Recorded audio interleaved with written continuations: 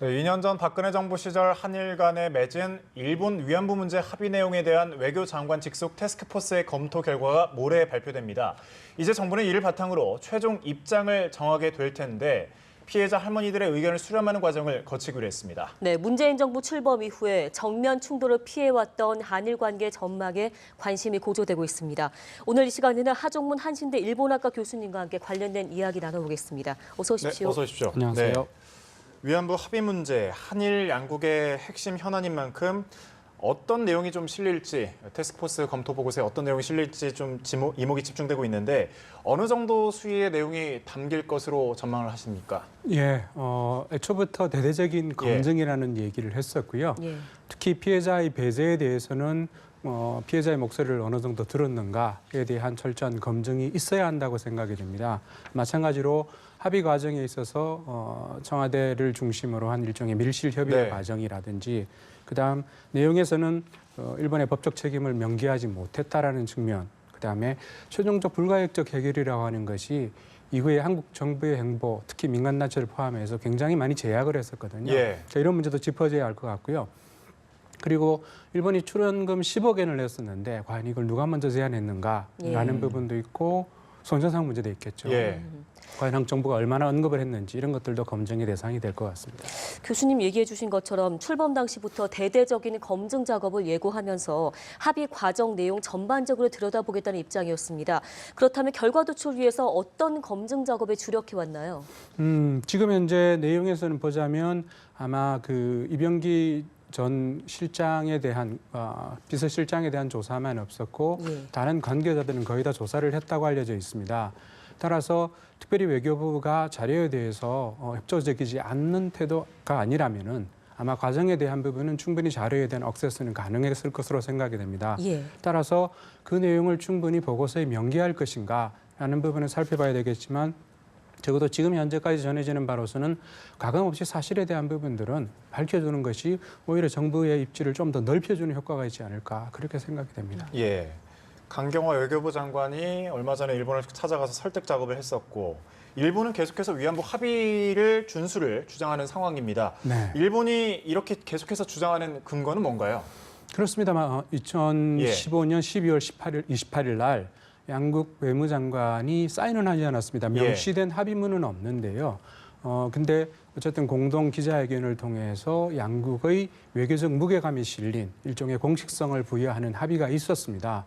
거기에는 뭐 향후에 불가역적 최종적 해결이라고 하는 문구들이 조금 전에 말씀드렸듯이 한국 정부가 위안부 문제에 대해서 언급하는 것조차 굉장히 꺼려지는 그런 상황까지 나왔었기 때문에 일본은 어쨌든 12월 28일 날 합의라고 하는 것이 위안부 문제에 대해서는 가장 중요한 근거다 이렇게 주장을 하고 있는 것이죠. 이렇게 계속해서 합의를 주장하다 보니까 태스크포스 보고서 내용이 아무래도 그 관계 중요한 좀 변수가 될 것 같은데 어떻게 보십니까 이 부분? 그 부분에서 태스크포스의 보고서가 가령 그 합의에 대한 부분을 최종적으로 특히 이제 재협상과 파기에 대한 것들이 일본 정부도 굉장히 괴념하고 있는데요. 그러니까 이 부분의 결과를 담을 것 같지 않다라는 것은 중론이고 저도 그렇게 판단이 됩니다. 문제는 이제 그 내용에서 어떤 내용이 담겨서 이 부분의 문제는 국내 여론의 문제도 있고 그 다음에 한국의 여론이 어떻게 움직이는가에 따라서 그것을 반영한 한국 정부의 대책 발표. 현재로서는 약간 늦춰질 것으로 예상이 됩니다. 따라서 이런 부분들을 대한 또 일본 정부의 반응, 여러 가지를 같이 고려한다면 지금 이제 TF 보고서는 향후에 있을 약 한 3개월 정도의 시간에 가장 중요한 첫 단추가 열리는 셈인 거죠. 우리 여론이라는 얘기를 해주셨는데 이제 우리 대선 당시를 보면 이제 문재인 대통령이 공약으로 위안부 합의 재협상을 얘기를 했고 취임 당시에는 한국 국민 대다수가 한일 위안부 합의에 대해 수용하지 못하고 있다. 이렇게 얘기한 점을 보면 사실상 이게 일본 정부와 인식차를 이렇게 드러내놓은 상황으로 볼 수 있지 않을까요? 그렇습니다. 그 부분은 대선 내내 기간에도 그랬고요. 그다음 그 2년 전에 합의가 발표되고 난 다음에 관련 단체라든지 그다음에 한국 국민들의 여론의 동향 같은 것들도 조금씩 그러면서 결국은 70%의 국민이 반대하는 쪽으로 기울었습니다. 그러니까 이런 정도에 대한 부분이 박근혜 정부에서 문재인 정부로 넘어가는 정권 교체 촛불에 대한 내용과도 무관하지 않고요. 따라서 그러한 여론의 추이라고 하는 부분을 문재인 정부가 공약으로도 내걸었기 때문에 그렇게 쉽게 물러서기는 어렵지 않을까 그렇게 판단해야겠죠. 예, 말씀하신 대로 문재인 대통령의 공약대로 합의 파기나 또 재협상을 선언할 경우 좀 일본 측에서는 강한 반발이 아무래도 예상이 되죠. 그렇습니다. 예. 지금 현재 그 TF가 출범했을 때부터 사실은 그 문재인 정부가 출범하기 직전 상황에서도 계속적으로 일본 정부는 견제구를 날려왔습니다. 무슨 얘기냐면 위안부 합의 부분은 절대로 손대어서는 안 되고 즉 다음 정부라고 하더라도 위안부 합의의 이행을 약속하는 그런 외교 정책을 펼쳐야 한다라는 주문을 계속적으로 해왔거든요. 따라서 그렇게 보자면 일본 내부에서는 사실 그 위안부 합의에 대해서 아베 수상을 지지하는 좀 더 보수에 있는 층들에서 굉장히 많은 반발이 있었습니다. 따라서 아베 수상으로서도 현재의 정권의 원활한 운용을 위해서도 한국 정부가 일종의 위안부 합의에 대한 변화가 생긴다면 네. 그 부분을 감내하기가 쉽지 않은 상황이기 때문에 계속적으로 한국 정부를 압박하고 있는 형국인 것이죠. 네. 예. 얘기를 들어보니까 지금 이게 보고서는 나온다고 하지만 한일 관계가 맞물려 있기 때문에 우리 정부는 딜레마에 빠졌다 이렇게 볼 수 있을 것 같습니다. 합의를 만일 파기한다고 할 경우에는 얘기해 주신 것처럼 일본의 강한 반발이 있을 것으로 보이고요. 그렇다고 반대로 유지를 하게 된다면 우리 이제 국내 여론의 후폭풍도 그렇죠. 만만치 않을 것으로 보이거든요. 정부의 고민이 꽤 깊을 것으로 보이는데요. 네, 저도 개인적으로는 어제 출연을 의뢰받고 밤에 잠이 안 왔습니다. 도대체 어떤 얘기를 해야 될까? 이 문제를 그 현재 합의의 준수인가 아니면 재협상 내지 파기인가 이 양자택일의 방법밖에 없다고 한다면 거기에서는 도대체 현답이 있을 수는 없다고 생각이 됩니다. 애초에 위안부 합의가 가지고 있는 구조적 결함이라는 부분도 있고요. 따라서 그렇게 보자면 현재 정부에서도 위안부 TF 보고서와 정부의 최종적인 정책 결정의 부분에 약간의 완충작용을 할 수 있는 그 여러 가지 장치들을 구성하고 있습니다. 피해자들과의 면담 얘기도 있고요. 그런 면에서 보자면 현실적으로는 양국이 둘 다가 상처를 입을 수 있는 한일 관계 전체의 심각한 파탄을 초래할 수 있는 것은 누구도 승자가 될 수 없다고 생각이 됩니다.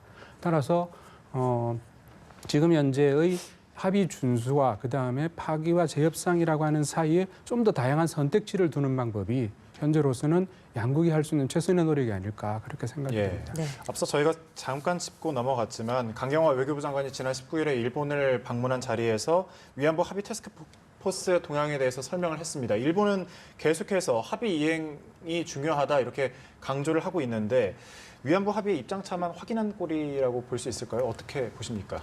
저는 강경화 장관의 방일에서 어떤 성과가 있을 거라고 기대한 것은 아니었습니다. 네. 당연히 앞으로 있을 여러 가지 외교 접촉도 당분간은 긍정적인 반응을 기대하기 힘들 것 같고요. 그렇지만 한국 정부가 성의를 다해서 더더군다나 외교장관의 방일은 지난 정권 하에서는 굉장히 어려웠습니다. 예. 그런 측면을 생각한다면 양국 관계 인식차라고 하는 것은 엄전하고 있는 상황인데 그 부분을 이제 풀어가기 위해서 한국 정부가 과정에서 진지하고 성실한 노력을 하고 있다. 저는 이 부분은 평가해야 된다고 생각이 됩니다. 네. 당연히 어떤 것이든 간에 출구가 없는 것은 아니니까요. 예. 그러니까 합의를 할 수 있는 한국 쪽의 주도적인 노력이라는 측면에서 저는 굉장히 중요한 포인트였다고 생각이 됩니다. 네. 우리 정부가 이제 그 태스크포스 결과 발표 후에 생존해 계신 그 32명 할머니 한 분 한 분을 모두 찾아뵙고 이제 면담을 진행한 후에 얘기를 들은 이후에 이제 어떻게 할지 입장을 최종 확정한다는 정책 방향을 발표할 예정인데 이렇게 볼 때 이게 이제 피해자를 중심으로 해서 거기에 입각한 우리 정부의 어떤 외교적 해법 노력 모색으로 볼 수 있겠습니까? 그렇습니다. 지난 위안부 합의가 피해자들과 어떤 정도의 소통을 가졌는가 이것도 이제 TF 보고서에 예. 담길 것인데요. 적어도 그거와는 질적으로 차별이 있는 의견 수렴 과정들 그리고 피해자 할머니들의 목소리를 들으면서 정책 결정을 하는 모습은 앞으로 아마 시간이 꽤 걸릴 것 같아요. 병환이신 분도 많기 때문에 그런 여러 가지 과정들이 오히려 한국과 일본 사이에 실무적인 접촉을 가질 수 있는 기회도 되기 때문에 그 부분을 조금 더 마치 출구가 없는 궁색한 시간 벌기용이다라고 평가하기보다는 어차피 양국의 입장이 명확한 상황에서 조금 더 서로 간에 접근할 수 있는 즉 합의를 만들어낼 수 있는 기반이 무엇인가를 노력하는 과정이라면 그것은 긍정적으로 평가하는 것도 마땅하다고 생각이 됩니다. 네. 예. 할머니들을 이렇게 일일이 방문해서 최종 관련 정책을 확정한다는 방침인데 이 최종 발표 시점 아무래도 네. 평창 올림픽 이후가 될 거라는 이제 분석이 나오고 있거든요. 여러 가지 아무래도 상황을 좀 고려한 것으로 봐야 되겠죠. 그렇습니다. 아마 아베 수상이 평창 올림픽을 방문한다라는 얘기가 있었으면 조금 더 앞당겨질 가능성도 없잖아 있을 것 같은데요. 현실적으로 외교장관의 방일에서도 어렵다라는 답변이 나왔었고요. 그런 면에서 평창과 그 문제를 연계시키는 것은 시작은 할 수 있으나 결과가 마땅하지 않다면 역시 뒤로 미루는 것이 저는 현명할 것이라고 판단됩니다. 맞습니다. 지금 시기적으로 평창 동계올림픽 이제 성공 개최 또 여기 북핵 공조 등을 감안하면 우호적인 한일 관계가 중요한 시점인데요. 이제 앞으로 결과 보고 발표도 앞으로 한일 관계의 향방이 갈릴 수 있는 상황입니다. 그 얘기해 주신 이제 일본 총리의 방안이 어려울 것이라고 얘기한 점 일본의 보도가 어떻게 보면 그 총리 방안 문제에 내세워서 우리 정부 압박한 것으로 해석할 수 있지 않을까 싶은데요. 어떻습니까? 그렇습니다. 일본 내부에서도 총리가 아베 수상이 방한을 한다고 그랬을 때 일본의 여론이 호의적으로 돌아갈 일은 없다고 판단한다면 당연히 이 문제에 대해서도 원칙적이고 강경한 대응을 한다라는 것이 보수 지지층에도 도움이 되겠죠. 예. 마지막으로 이번 위안부 태스크포스 보고서는 권고안인 만큼 구속력은 없는데 향후 정부 차원의 대응에 미칠 영향은 좀 적지 않을 것이라는 게 중론입니다. 뭐 앞서 말씀드렸다시피 내년 초로 추진되고 있는 한중일 정상회담 또 2월 평창 올림픽과 관련해서 아무래도 정부의 입장, 외교적 입장을 어떻게 취해야 된다고 보십니까? 저는 어쨌든 이 문제에서 한국 정부가 가지고 있는 국민들과의 소통의 측면은 한국의 민주주의가 성숙되는 차원에서 더 중요하다고 생각이 됩니다. 그래서 결론의 부분을 준수와 재협상 파기가 아니라 좀 더 다양한 선택지를 일본과 같이 머리를 맞대고 만들어 나가는 거예요. 그 과정이 아마 저는 결론보다는 오히려 승패가 갈리는 부분이 아닐까라고 생각이 되고요. 마찬가지로 준수든 파기와 재협상으로 가는 부분은 일본 정부도 입을 상처가 만만치 않다고 생각이 됩니다. 그런 면에서 되도록이면 양보해서 윈윈할 수 있는 방안을 창출하는 것, 그게 아마 제3의 대안이 아닐까 생각이 됩니다. 예, 알겠습니다. 여기까지 듣도록 하겠습니다. 하종문 한신대 일본학과 교수와 이야기 나눠봤습니다. 고맙습니다. 네, 고맙습니다.